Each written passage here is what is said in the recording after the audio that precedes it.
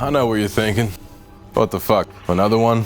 Another random YouTuber in front of an obvious green screen, dishing out their unsolicited, trivial opinions like they're focus testing the Bible Part 2 or something, waiting to slip in a sneaky little ad so they can hawk you some company's plastic or a service they can't recommend enough. Wake up, your baby, now you're living. Wake up, your. Nah, no product. This is an important personal essay to you, dear viewer. Let me bend your ear, caress your jowls, lean in real close, and whisper, "Shut the fuck up."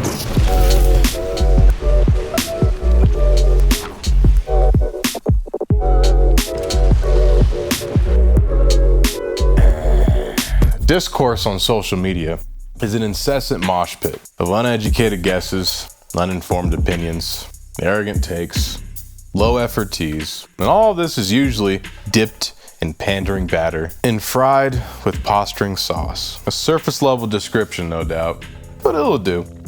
See, we only see the dominant conversations that are selected for by algorithms and engagement, or what we've chosen to follow. The verified, the trenders, the celebrity, the viralese, the politique, the chic, the influencers, and the influenced. It seems the cream of the crop rises. What we've been taught by polonium mountains and carbon footprints is that it's a place of abundant information that one can access as freely as they're allowed. A space where anyone can express themselves as they desire.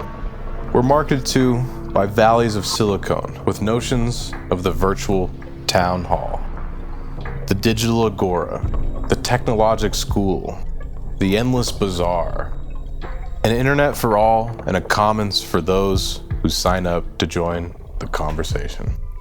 But now, I know you don't believe any of that. That's why it is the way it is. You've seen it firsthand, I imagine, felt the manipulation, wondered if the promises of the social age were true. All of this, does it compel you? Does it affect your volition as a person? Does it divert your attention, demand your eyes or your fingers, commands you to care, wishes you'd react, dares you to respond, invites you to comment? Screens of android sheep as you count somnolently, laying down to a gauge, to nap away and trade your antsy thoughts and lonely dreads for a few hours of fattening entertainment, a few days of photonic consumption, a few years of conversation. Disembodied banter from people you don't know, assuming they know what's best for you, pretending to know how to fix the world or a slice of its problems. Hammering on as to why their camp are morally superior, or why their guy is better than your guy, or why the media you enjoyed was actually terrible and problematic, or where exactly you fucked up at being a human being, that your efforts at trying were done badly, or that you're less of a person until you align yourself with their beliefs.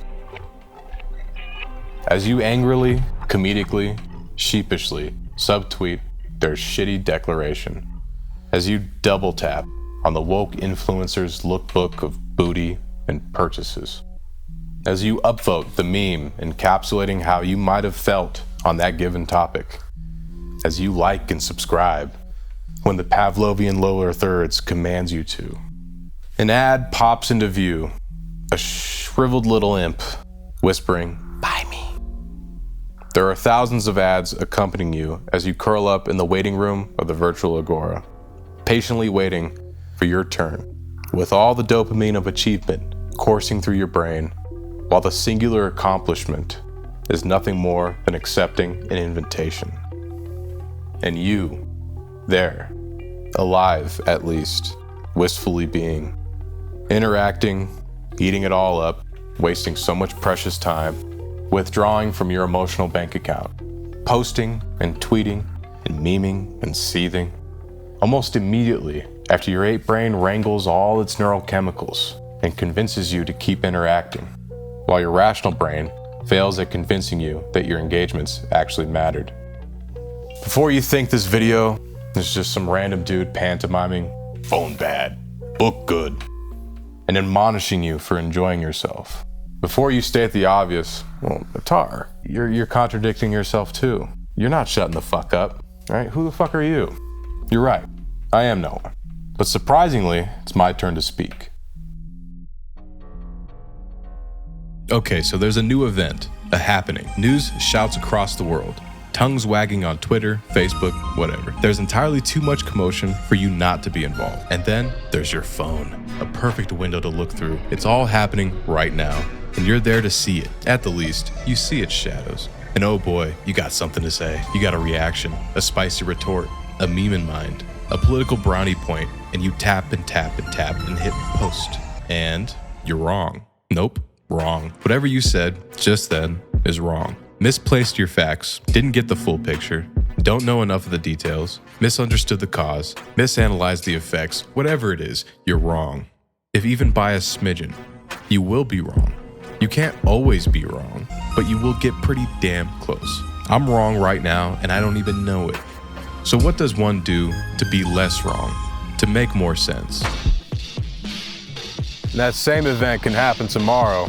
It could be something crazy like the Gaza Strip getting nuked, or Brazil, the entire country just catching on fire. And you take to Twitter and figure out more about what the fuck's happening.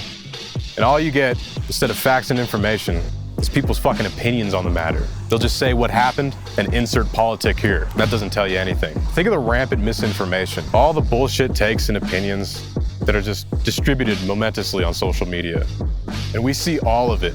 The virtual spread of brain rot and misapprehension and blatant propaganda, it's creepy. In indirect ways, maybe, this contributes to your IRL, right?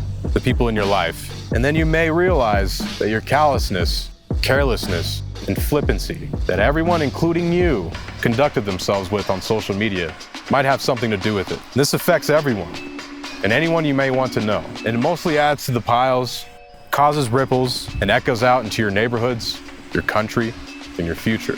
People ought to shut the fuck up and listen, pay attention. Embrace virtual silence until you have something real to say. Nobody really gives a fuck about your hot take, your new date, all the shit you ate, your opinions on a person or a group of people, your entertainment preferences, your ideals for who can and cannot say what, or who you think should be president. Truly. And if they pretend they do and display it virtually, then they simply calculated how much social capital they might win by claiming they do, indeed, give a fuck. Or they're behaviorally, socially, mentally obtuse and assign value to your interactions in a detrimental, parasocial way. Most of the time, people give enough of a shit to interact, watch the response to their interaction, scroll aimlessly, only to put their phone in their pocket and go about the rest of their fucking day, not remembering a damn thing they said the next. Other people, well, they're deranged, terminally online, almost mindless, insufferably antagonistic, and tie their personality to their virtual self or how they're received. And this is a game too, an RPG your virtual self plays. Well, the game's difficulty is set to easy, and the leveling up system is scaled to medium, while the character creation screen is stuck on hard with all its visible options and sliders behind a paywall. So you purchase the season pass, you roll the loot boxes, you find that the in-game currency is unattainable because we're all broke as fuck. We're walking brainstems, neurons firing spent dollars and tasteless prejudices. Customers whose conversations consist of trading preferences for cortisol. Dollar-drunk marketers and influencers that produce nothing yet sell you anything. No one's words are truly their own, rather just facsimiles of others. Or pictures ribboned down from the simulacral wall reconstructed. The conversation is contrived. The people are fake. The discourse is retarded. And while everyone chortles on their iPhones and babbles in their Amazon Choice cribs, we can all pretend there is a reality TV show going on, and they're holding open auditions all across social media.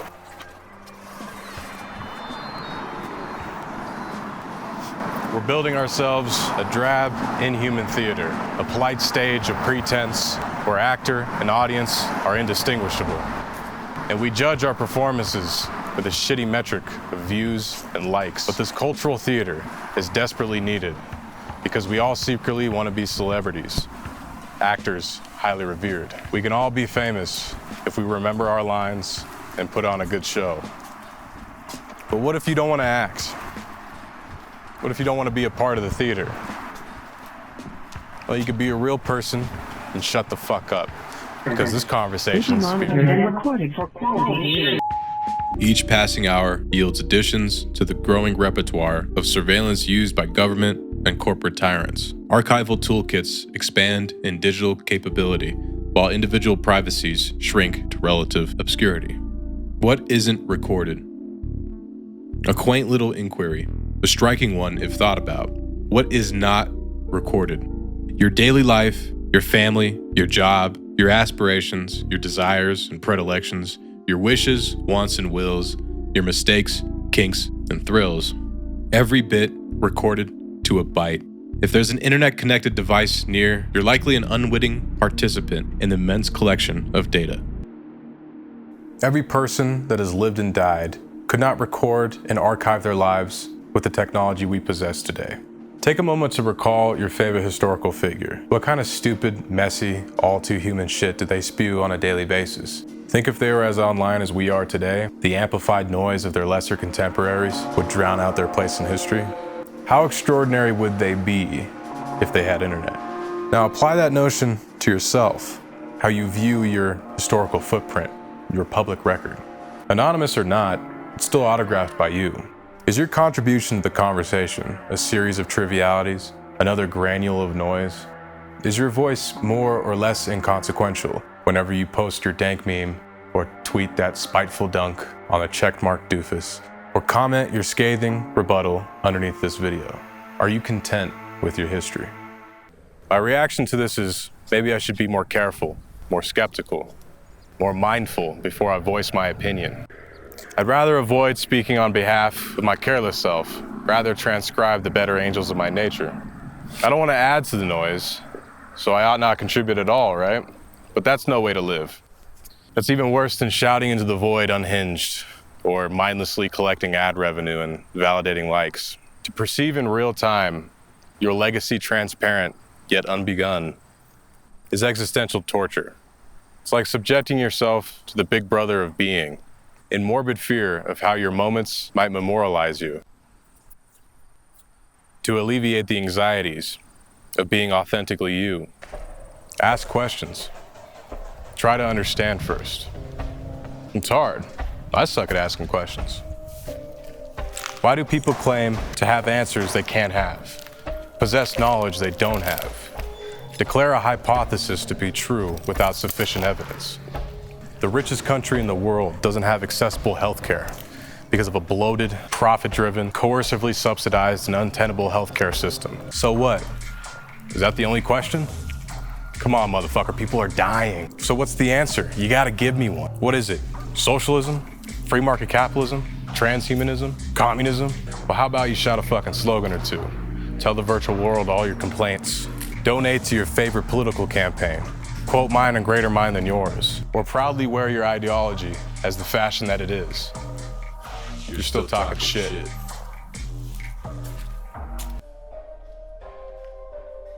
To harbor conclusions without having done the work to arrive at them is retarded. To speak on them and act like you know what the fuck you're talking about is tragic. It's better to question, always. From inquiry can come ideas, which we are increasingly impoverished of. Ideas today are worn and toiled to tatters, repeated ad nauseum, and neglected. Those who champion such ideas claim authorship and ownership of them. They don't own them, and often they didn't do the work required to rent them. I'm sure you would agree, we don't have the real answers we need yet. Most of us don't understand what it means to inquire honestly by checking our conclusions at the door. But we must. We cannot survive with the answers we have now. Where are the starling minds, the inventors, the innovators, the geniuses? Where did they go? Why are they so few? We have all the conditions required to nurture our future's geniuses. Our countries are sleepwalking. The culture is stagnating. Our brains aren't working. The developed world is in the mode of business as usual, unbeknownst of the dangers ahead and beyond that we presently have the luxury to ignore. Our sense-making is gone. And these beautiful days have shown us that there are those moneyed few who greatly appreciate that we blind ourselves to the beauty and continue to fearfully consume and mindlessly indulge so that they can remain the moneyed and we can escape and forget our days as they happen. Forget to see what we've just seen, forget to think deeply, and be alone in our thoughts without a screen to assist. Forget the beauty beyond our distracted attentions, wandering eyes. Forget we can savor our words, hone them, interrogate them, and that we don't have to utter them endlessly. The days are still beautiful. You and I too sharing a wealth we didn't earn and have not deserved. The days are still beautiful. Good times were here. Interesting times will follow. One day you may wake up to find that humanity has run out of time, and each individual had a part to play in our demise.